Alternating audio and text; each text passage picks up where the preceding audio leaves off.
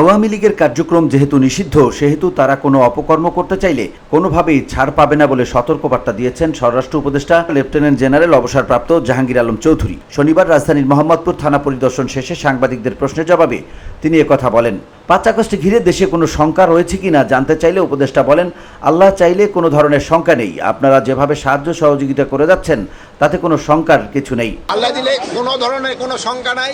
যে বাহিনী যে জড়িত থাকবে কাউকেই ছাড় দেওয়া হবে না, সবারই আইনের আওতায় নিয়ে আসা হবে। তাদের কার্যক্রম নিষিদ্ধ করা হয়েছে এবং তারাও যদি কোনো রকমের অপকর্ম করতে চায় কোনো রকমের ছাড় পাবে না।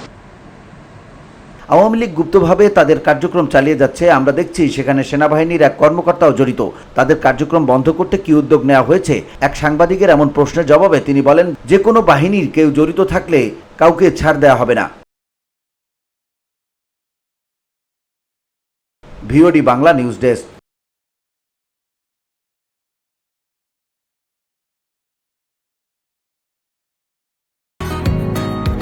বসুন্ধরা, উত্তরা, বনশ্রী, কুড়িল ও বাড্ডা সহ রাজধানীর বিভিন্ন স্থানে অভিজাত ও অত্যাধুনিক মানের ফ্ল্যাট কেনার এক নির্ভরযোগ্য প্রতিষ্ঠান প্লেজেন্ট প্রপার্টিজ লিমিটেড।